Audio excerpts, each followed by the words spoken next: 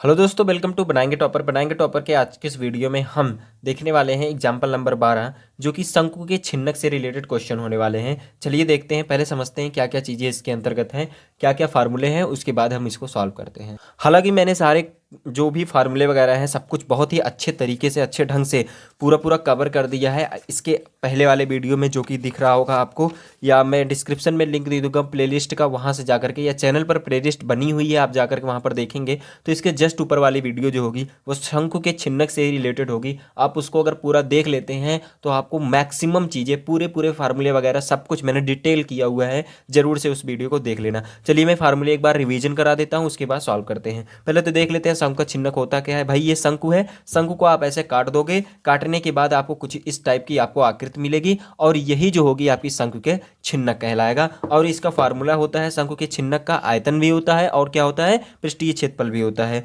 और संपूर्ण पृष्ठीय क्षेत्रफल भी होता है। तो यहाँ पर तीन फार्मूले हैं, तीनों फार्मूले आपको लवर रखे हैं। तो यहाँ पर देखते हैं कि शंकु के छिन्नक का आयतन का फार्मूला होता है 1/3 पाई एच कोष्टक में R1 square plus R2 square plus R1 R2।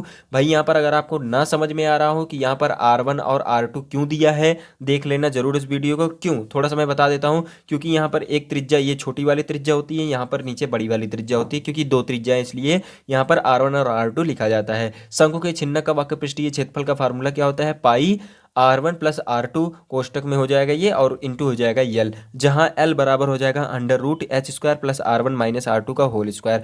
और यहाँ पर देखो तीसरा फार्मूला क्या है, शंकु के छिन्नक का संपूर्ण पृष्ठीय क्षेत्रफल पाई L कोष्टक में R1 plus R2 plus pi R1 square plus pi R2 square. मतलब आपको इसके वक्र का क्षेत्रफल तो ज्ञात ही करना है, ऊपर वाले का क्षेत्रफल, नीचे वाले वृत्त का क्षेत्रफल, ठीक है, वक्र जो भी है तो उसको आपको ज्ञात करके सभी को जोड़ देना है, जहां पर यल बराबर √L/h² plus R1 minus R2 का होल स्क्वायर। यही फार्मूला आपको याद रखना है, इसी फार्मूले पर सारे क्वेश्चन बन जाने वाले 5 क्वेश्चन, ये 3 या 4 उदाहरण सारे क्वेश्चन बन जाएंगे। चलिए अब आते हैं उदाहरण नंबर 12 पर। यह दिया गया है कि एक शंकु का छिन्नक जो 45 सेंटीमीटर ऊंचा है के सिरों की त्रिज्याएं 28 सेंटीमीटर और 7 सेंटीमीटर है। इसका आयतन, वक्र पृष्ठीय क्षेत्रफल और संपूर्ण पृष्ठीय क्षेत्रफल आपको ज्ञात करना है। पहले देखते हैं दिया क्या गया है। ये आपको शंकु का छिन्नक दिया गया है, ठीक है ना। बढ़िया से देखना इस क्वेश्चन को, ठीक है ना। बहुत ही आसान सा क्वेश्चन होने वाला है, बस फार्मूला रखना है, सारी वैल्यूज दी गई हैं और थोड़े बहुत उसमें आपको सॉल्व भी करना पड़ेगा, उसको कर लेंगे हम, ठीक है ना।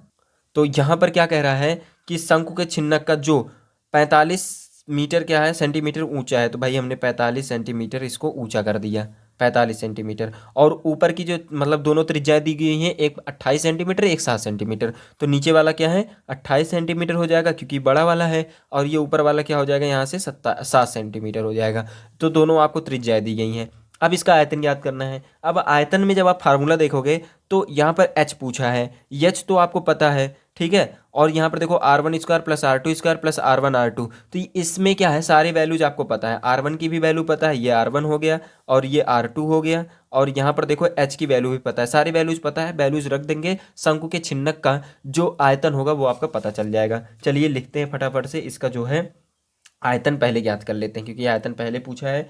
तो लिखते हैं शंकु का आयतन बराबर शंकु के छिन्नक का आयतन, शंकु के छिन्नक का आयतन बराबर 1/3 पाई एच कोष्टक में R1 square R2 square plus R1 R2। अब यहाँ पर देखो वैल्यूज में रख देंगे, पाई की जो वैल्यू होती है यहाँ पर 22/7 रखेंगे क्योंकि दिया गया है, और यहाँ से हो जाएगा एच की वैल्यू दी गई है 45, और गुणे हो जाएगा यहाँ से 28 का स्क्वायर हो जाएगा, 7 का स्क्वायर हो जाएगा, प्लस 28 गुणे 7 हो जाएगा। अब इसकी वैल्यूज़ को हम फटाफट से सॉल्व कर देते हैं। तो फटाफट से इनको इज्जत से एकदम काट देते हैं। तो 3 एक कन्नम 3, 3 पंजे 15, और इसको जब सॉल्व करेंगे तो ये आ जाएगा 330 बटे आ जाएगा 7, और जब 28 का स्क्वायर करेंगे तो यहाँ से आ जाएगा 784, और 7 का करेंगे 7 सत्ते 49, और इसका करेंगे तो 196, और सभी को हम क्या कर देते हैं जोड़ देते हैं। तो 330 बटे 7 और इसका आ जाएगा 10, 29 आ जाएगा, और इसको जब काटेंगे तो यहाँ से मिल जाएगा आपको 147, 147, और ये आ जाएगा 330 गुणे 147 और 147, और बराबर हो जाएगा यहाँ से 48, 51, 10, मतलब 48,510 सेंटीमीटर क्यूब क्या आ जाएगा, इसका जो है वो आयतन आ जाएगा। इतना समझ में आया आपको। अब हम बढ़ते हैं इसके वक्र पृष्ठीय क्षेत्र पर। देखो देखो यहाँ पर जो है वक्र पृष्ठीय क्षेत्रफल जब आपको याद करना होगा तो यहाँ पर देखो पाई की वैल्यू आपको पता ही होती है, R1 की वैल्यू पता है, R2 की वैल्यू पता है, लेकिन L की वैल्यू क्या है यहाँ पर मिस है। तो यहाँ पर हम क्या करेंगे, सबसे पहले L की वैल्यू को फाइंड करेंगे। तो यहाँ पर देखो दिया गया है ना कि R1 बराबर दिया गया है 28 और R2 बराबर दिया गया है 7, और यहाँ से जो L की वैल्यू हो जाएगी वो कितनी हो जाएगी, 45 का स्क्वायर। क्यों भाई 45 का स्क्वायर, ठीक, क्योंकि एच दिया है ना। देखो यहाँ पर एल की वैल्यू भी पहले फार्मूला लिख देते तब आपको ज़्यादा समझ में आएगा। एच का square plus R1 minus R2, या जो भी बड़ा हो उसको पहले आप लिखना। तो R1 माइनस R2, ये आपका R2 दिया है या R1 दिया है, जो भी बड़ा हो उसको पहले लिख करके घटा दोगे तो स्क्वायर करने पर वही वैल्यू मिलेगी। ठीक है ना।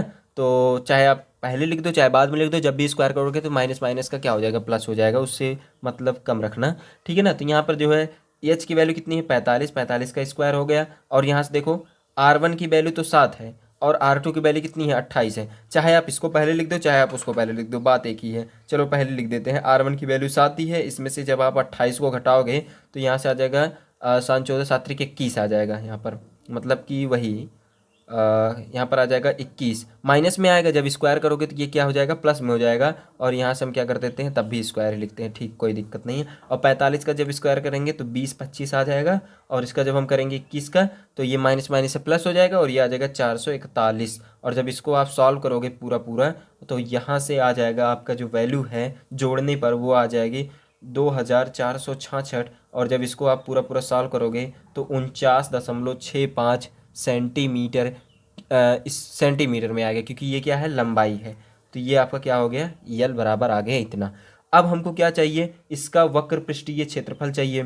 तो वक्र पृष्ठीय क्षेत्रफल का फार्मूला क्या होता है, वक्र पृष्ठीय क्षेत्रफल। वक्र पृष्ठीय क्षेत्रफल का फार्मूला आपको पता है, हमने बताया अभी को कि यहाँ से देखो पाई कोष्टक में R1 प्लस R2 कोष्टक में बंद यल हो जाएगा यहाँ पर, यही चीज़ आपको याद करनी है। और यहाँ से हम पाई की वैल्यू जानते हैं कितनी होती है, 22/7। और यहाँ से जो R1 प्लस R2 जब आप जोड़ोगे भाई 28 में 7 जोड़ोगे कितना हो जाएगा। ठीक है, पहले तो यहाँ से L की वैल्यू लिख देते हैं, चलो पहले जोड़ करके लिख देते थे, कितना हो जाएगा 35 हो जाएगा। और गुड़े, और यहाँ से देखो L की वैल्यू कितनी दी गई है, 49.65 आई है ना। अब इसको देखो 7 पंजे 35 हो जाएगा, ये होगा कि नहीं होगा।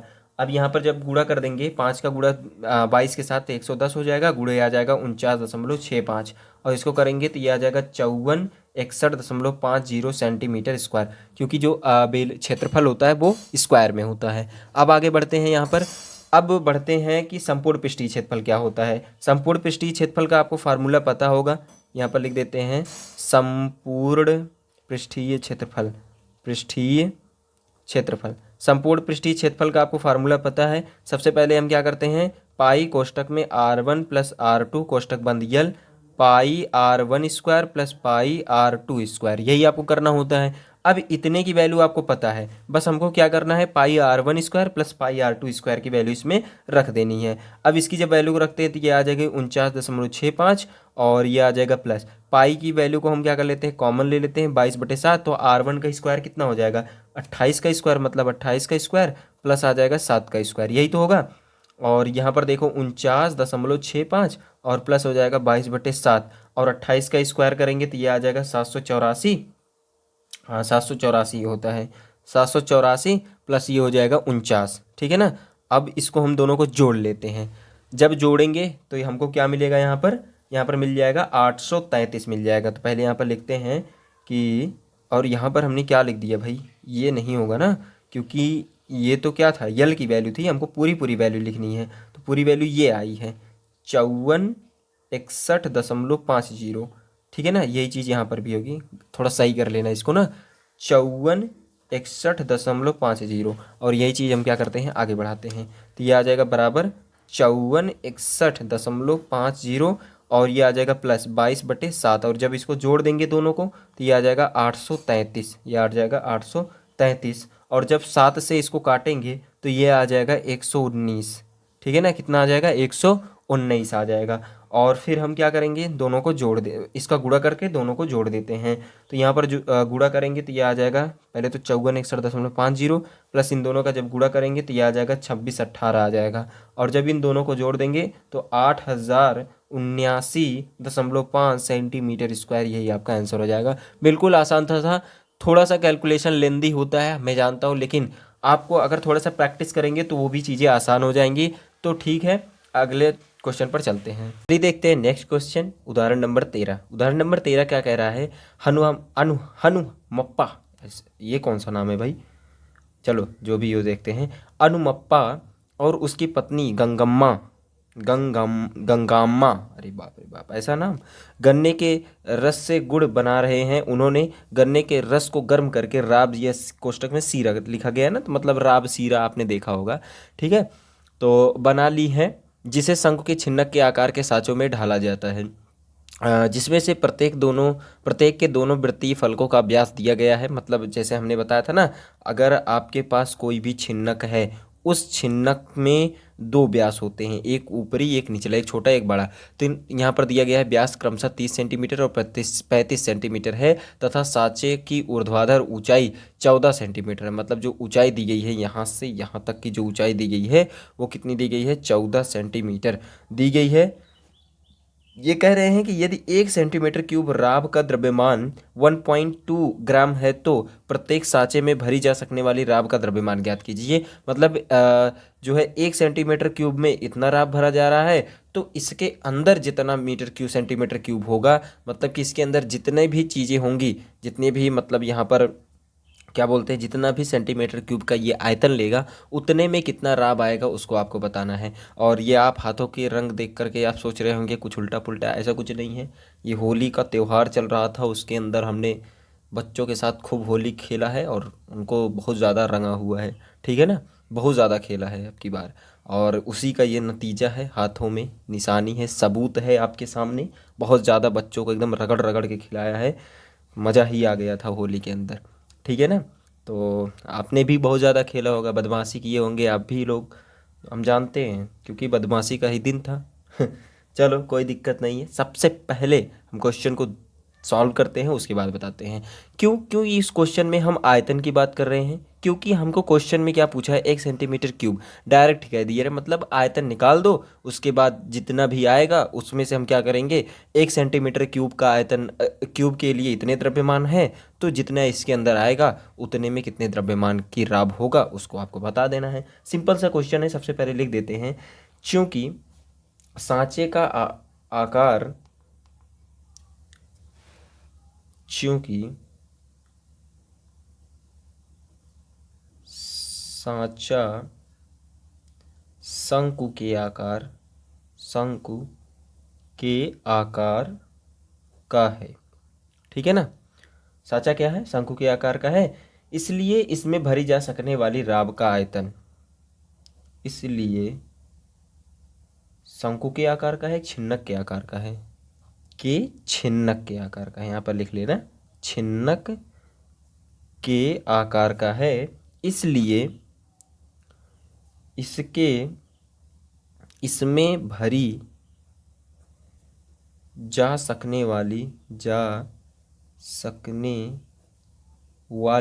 राब का आयतन,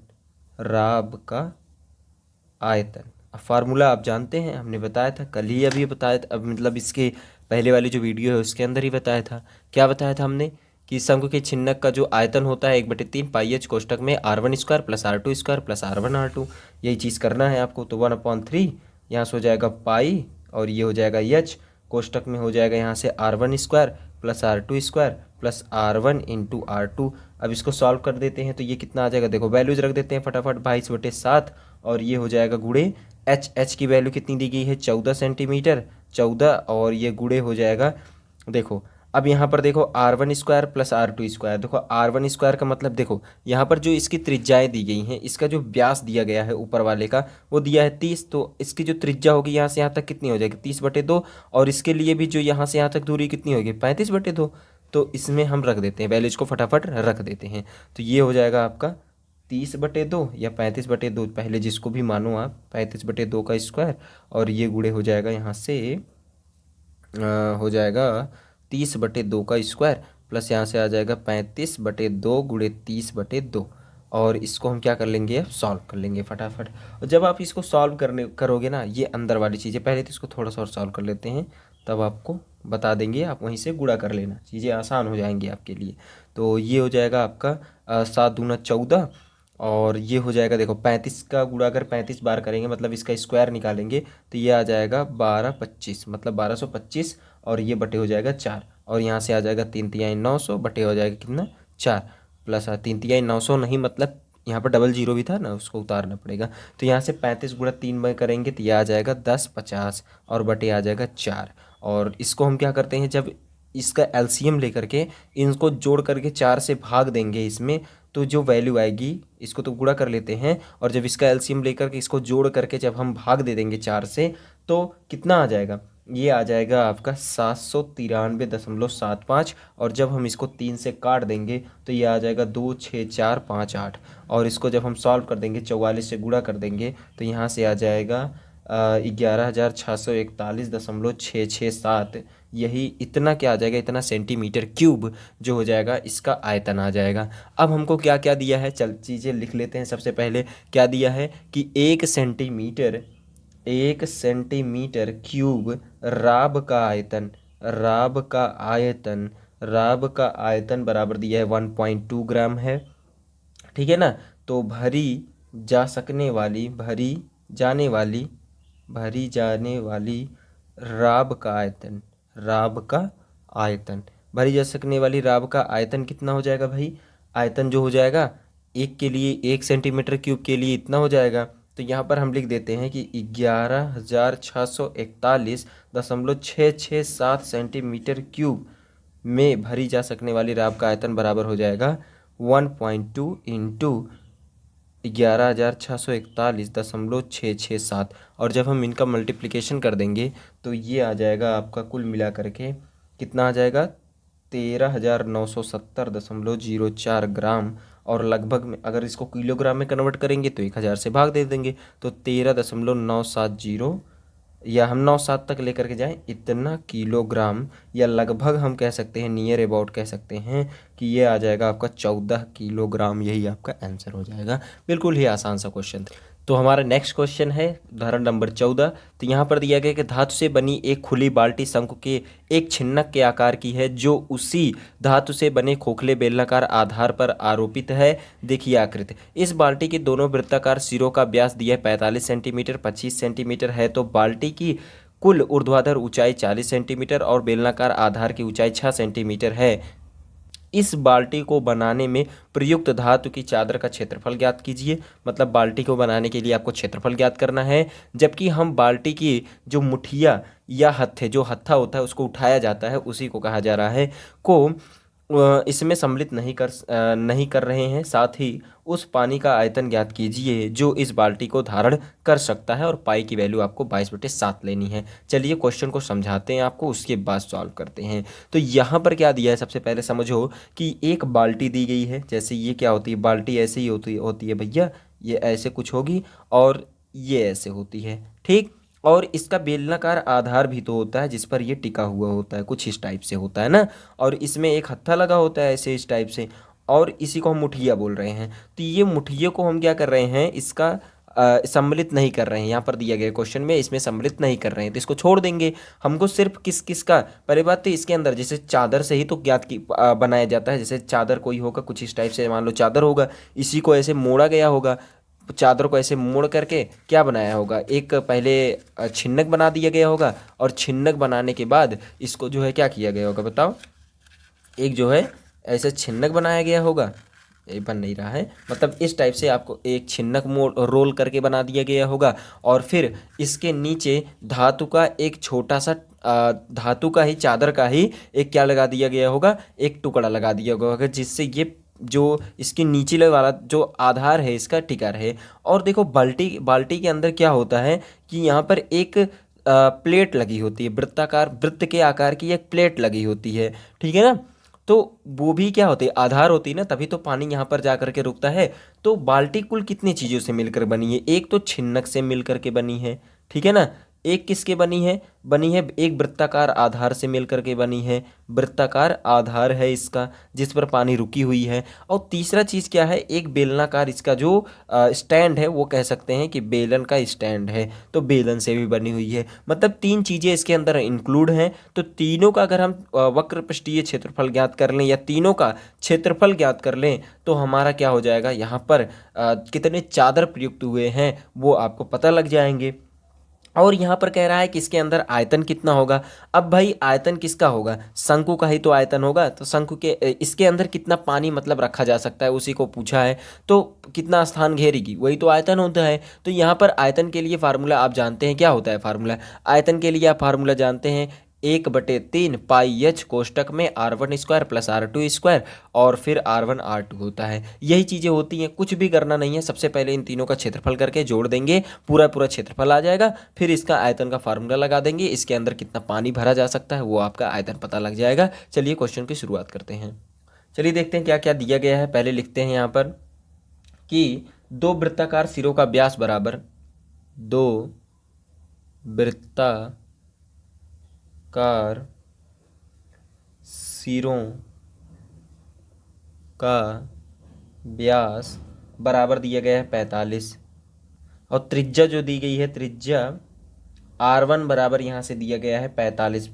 मतलब इसकी त्रिज्या जो हो जाएगी बाटे 2 कर देंगे तो यहाँ से आ जाएगा इसकी त्रिज्या आ जाएगी। और नीचे वाले का जो मतलब जो ऊपर वाले तो व्यास आपको 45 दिया था, नीचे वाले कितना दिया 25 सेंटीमीटर। तो यहाँ पर लिख देंगे कि व्यास बराबर दिया गया 25 और इसकी जो त्रिज्या r2 हम कह सकते हैं इसको, तो ये आ जाएगा 25/2 हो जाएगा। और सभी सेंटीमीटर में है तो सेंटीमीटर में ही लेकर के चलेंगे, ठीक है ना। अब देखो बाल्टी की कुल ऊंचाई कितनी दी गई है, बाल्टी की कुल ऊंचाई दी गई है, बाल्टी की कुल ऊंचाई दी गई है h1 बराबर दिया गया है 40 सेंटीमीटर। और बेलनाकार आधार की ऊंचाई कितनी दी गई है, बेलनाकार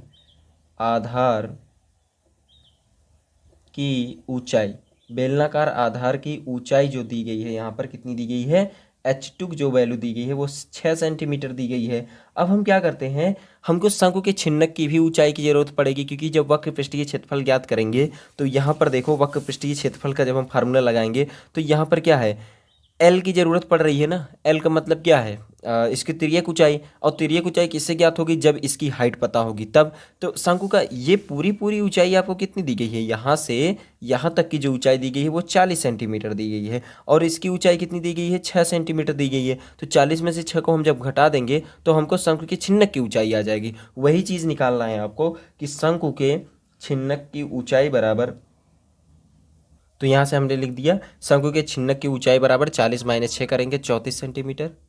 अब यहाँ से देखते हैं कि शंकु के छिन्नक की तिर्यक ऊंचाई क्या होती है। हमने फार्मूला बताया है L बराबर होता है √h² plus r1 minus r2।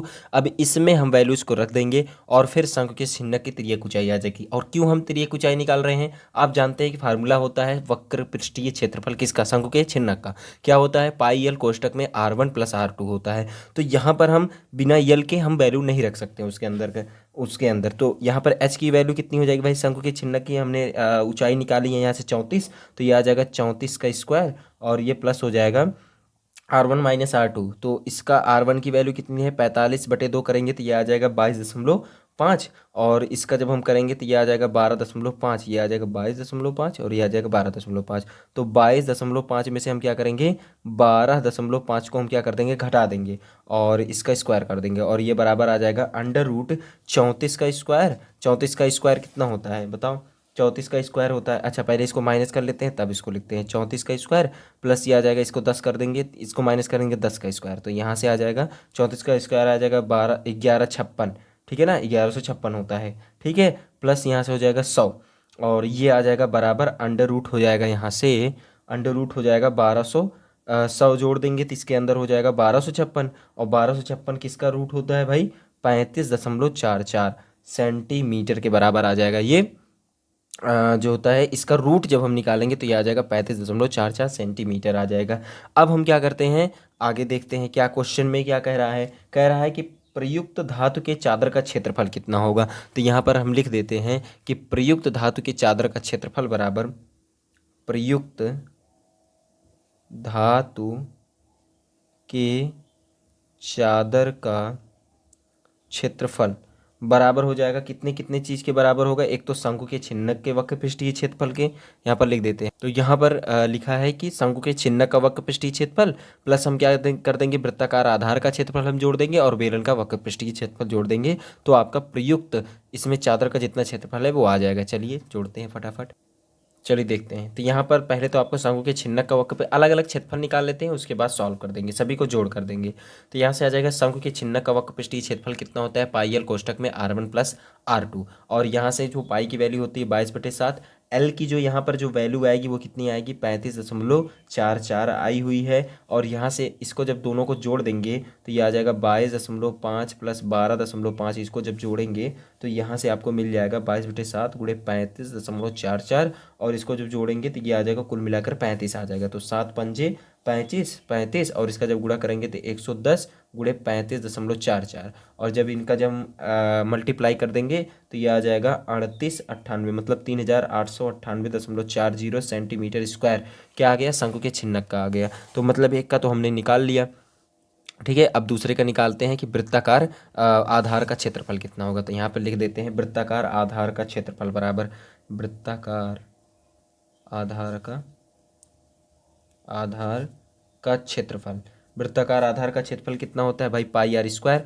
और नीचे वाले के लिए त्रिज्या हम कितनी लेंगे भाई, नीचे वाले का आधार होता है तो इसकी त्रिज्या जो 12.5 आई है वही आपको इसकी त्रिज्या लेनी पड़ेगी। क्यों, क्योंकि भाई नीचे की तली की तरफ होता है, ऊपर की तरफ बड़ा होता है, नीचे की तरफ छोटा होता है। तो यहाँ पर जो हो जाएगा कितना, 22/7 हो जाएगा, और पाई की वैल्यू आर की वैल्यू 12.5, और यहाँ से भी 12.5। और जब इसको आप सॉल्व करोगे, इन दोनों का मल्टीप्लाई कर दोगे तो 22/7 गुणे ये आ जाएगा 156.25, और इसको जब मल्टीप्लाई कर देंगे इन दोनों का तो ये आ जाएगा 3437, मतलब 3437.50 बटे हो जाएगा 7, और जब इसको काट देंगे मतलब इसको जस्ट से एकदम काट देंगे तो ये आ जाएगा आपका 491.071, इतना सेंटीमीटर स्क्वायर आ जाएगा। अब हम क्या करते हैं, बेलन का निकाल लेते हैं। बेलन का वक्र पृष्ठीय क्षेत्रफल ज्ञात कर लेते हैं।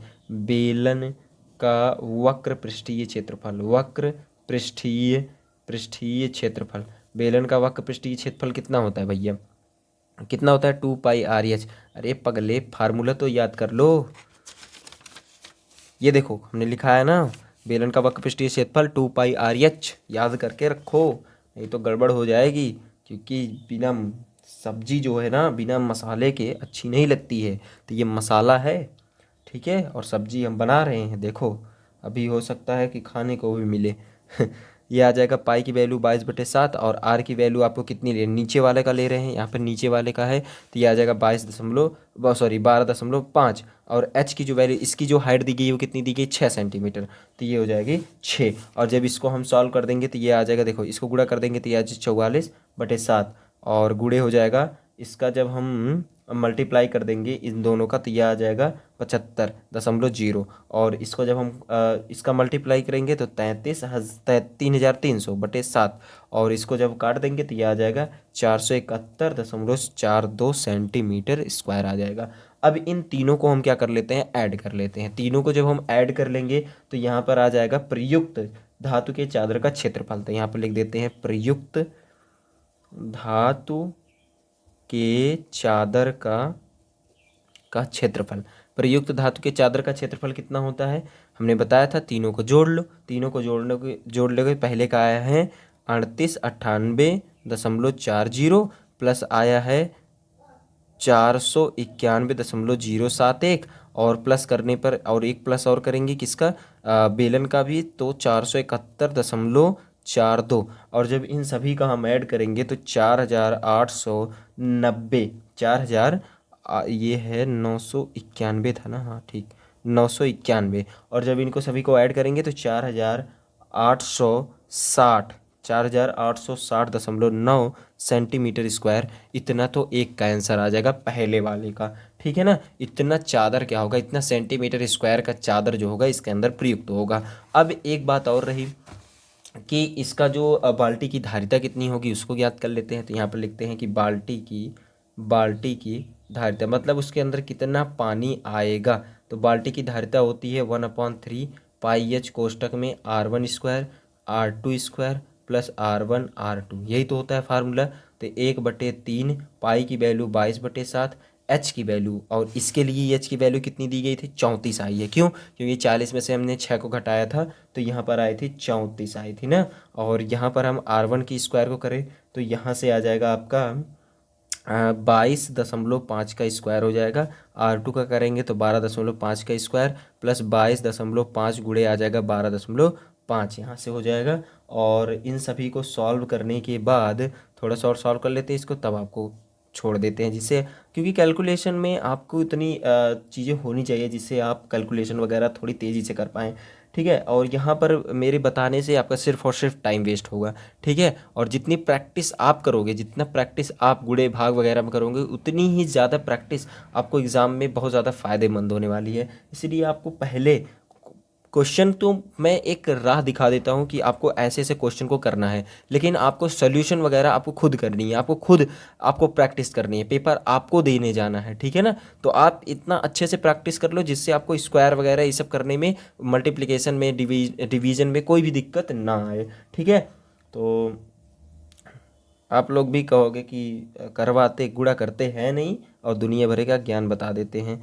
ऐसी बात नहीं है, मेरा करने का मन था, मैं कर देता, कोई दिक्कत नहीं थी। लेकिन करने के बाद जो है थोड़ी आपको आपको भी तो नॉलेज होनी चाहिए ना। मल्टीप्लिकेशन जितना आप करेंगे उतना ही ज़्यादा आपको जो है नॉलेज होगा उसके बारे में। तो यहाँ पर मैंने इसका स्क्वायर किया तो 506.25 आएगा, प्लस 12.5 का जब करेंगे तो 156.25, और इसका 22.5 का 12.5 के साथ गुणा करेंगे तो 281.25 आ जाएगा। इतनी कहानी आपको समझ में आ चुकी होगी। अब हम बढ़ते हैं आगे की तरफ। बढ़ते हैं तो यह आ जाएगा 22/7, ये आ जाएगा 34, और जब इनका हम तीनों को जोड़ देंगे तो 943.75, और इसको जब हम सॉल्व कर देंगे तो ये आ जाएगा आपका पूरा पूरा सॉल्व करने के बाद 33,615.48 सेंटीमीटर क्यूब आ जाएगा। यही इतना जो है आपका, इतना जो हो जाएगा, क्या होगा आपका क्षेत्र, वो आ जाएगा बाल्टी की धारिता। अगर लीटर में पूछा होगा, अगर जैसे मान लो आंसर जो है लीटर में आ, तो देखो यहाँ पर जो है अगर मान लो ये चीज़ लीटर में पूछ रहा है, लीटर में वैसे पूछ नहीं रहा है, लेकिन हम अगर लीटर में इसको याद करना चाहें, हमने एक पिछले वीडियो में एक जगह बताया हुआ है कि अगर आपको इसको लीटर में कन्वर्ट करना है तो आपको कुछ भी करना नहीं है, 1000 से आपको भाग दे देना है, लीटर में ऑटोमेटिक कन्वर्ट हो जाएगा। जैसे 33,615.48 सेंटीमीटर क्यूब को जब आप लीटर में कन्वर्ट करोगे तो ये आ जाएगा, 1000 से भाग दे दोगे तो 33.615, और 48 भी लिख सकते हो, नहीं तो आप इतना ही, कोई ज़रूरी नहीं है, उतना ही लीटर लिख दो, और ये आपका क्या हो जाएगा, लगभग में आपका आंसर हो जाएगा। या आप इसको थोड़ा और नियर अबाउट में लेकर जाना चाहते हैं तो ये आ जाएगा 6, और इसको 2 कर सकते हैं, इतना लीटर लगभग में कर सकते हैं। ठीक है ना, यही आपका क्या हो जाएगा, आंसर हो जाएगा। बहुत ही आसान सा ये क्वेश्चन था, हमने पूरी पूरी चीज़ें इसमें कर दी हैं। अगर आपको समझ में आ गई तो प्लीज़ लाइक कर देना, और वीडियो को लाइक आप करते हो तभी हमको थोड़ा सा मोटिवेशन मिलता है आगे की वीडियोज़ बनाने में। तो प्लीज़ आप जो है लाइक कर दो, और टेलीग्राम चैनल से जुड़ जाना, जिससे आपके ऊपर मतलब जो भी कंटेंट वगैरह आते हैं उस पर आपको शेयर कर दिया जाता है। तो चलिए आज के लिए इतना ही। Thank you, have a nice day. वंदे मातरम, जय हिंद।